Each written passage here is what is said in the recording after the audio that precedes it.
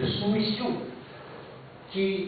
dont ils étaient porteurs à leur insu. Autrement dit, tous les hommes sont des musulmans qui s'ignorent dans le fait même qu'ils reconnaissent leur dépendance, leur soumission absolue au Dieu créateur. Il y a donc je ne sais pas si le mot existe en portugais, une déshistoricisation, disons une négation de l'histoire au sens linéaire, telle qu'elle est racontée dans la Bible juive. C'est pourquoi il n'est pas tout à fait juste de parler de l'islam comme une religion biblique. Du moins, c'est un sujet qui reste objet de polémique et de débat. Mais plutôt que d'en faire, comme certains, une religion naturelle antérieure à la religion d'Israël, avec une nuance un petit peu de mépris, comme si c'était une religion encore païenne, il est préférable de comprendre l'islam comme une religion ontologique qui est fondée uniquement sur l'alliance, mais l'alliance transhistorique, plus qu'historique, l'alliance qui coïncide avec la création même du premier Adam.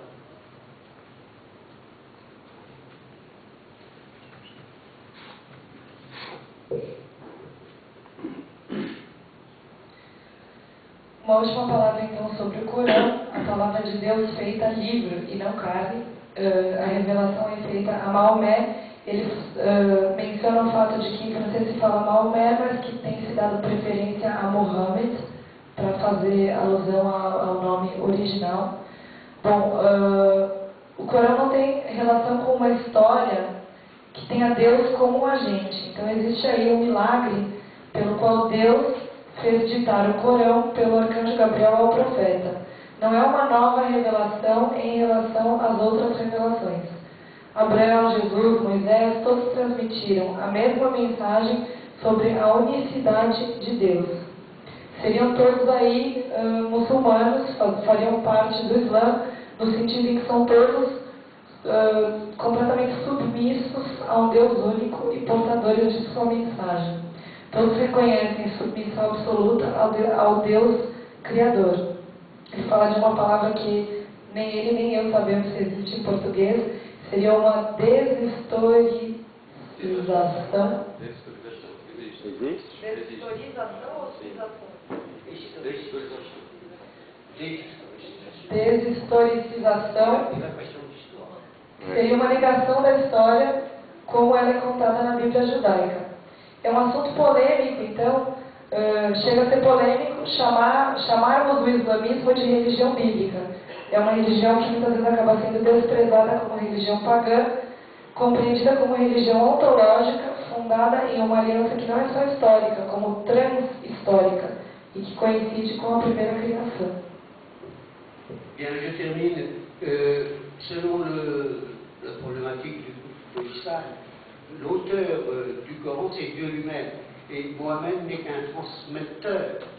Alors, il est bien le sceau de la prophétie, parce que le Coran qui a été dicté par lui, qui lui a été dicté, constitue le livre parfait, incomparable, inimitable, qui non seulement achève la révélation sur l'unicité de Dieu, mais va fournir le critère à partir duquel on peut discerner l'authenticité ou la fausseté des écritures juives et chrétiennes.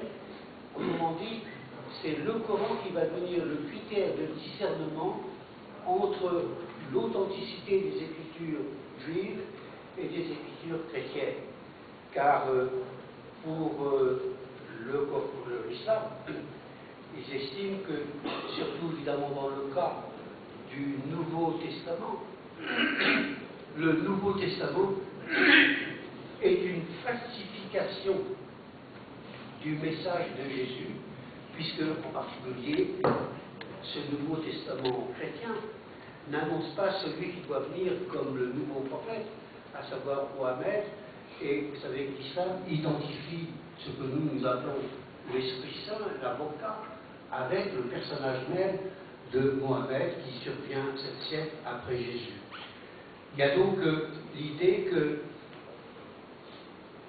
l'islam accomplit à la fois le judaïsme et le christianisme, mais un peu par la manière dont le christianisme accomplit le judaïsme, car d'une certaine façon, l'islam, en même temps qu'il accomplit le judaïsme et le christianisme, critique le judaïsme et le christianisme parce qu'il y a eu falsification des Écritures. Et donc, d'une certaine façon, on peut dire que la révélation coranique remplace la révélation faite à Moïse et la révélation dont Jésus est témoin.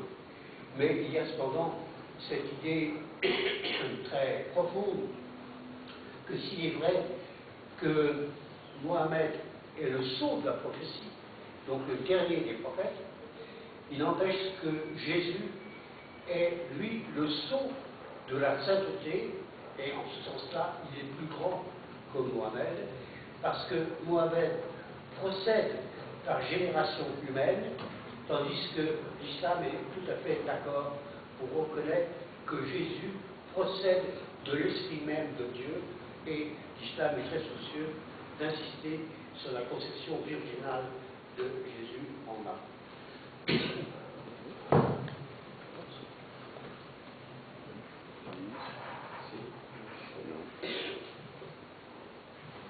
De acordo com a problemática do islamismo, o autor do Corão é Deus e Maomé, Mohammed, seria o transmissor que recebeu um ditado. Isso faz do Corão um livro de fé incomparável e inimitável.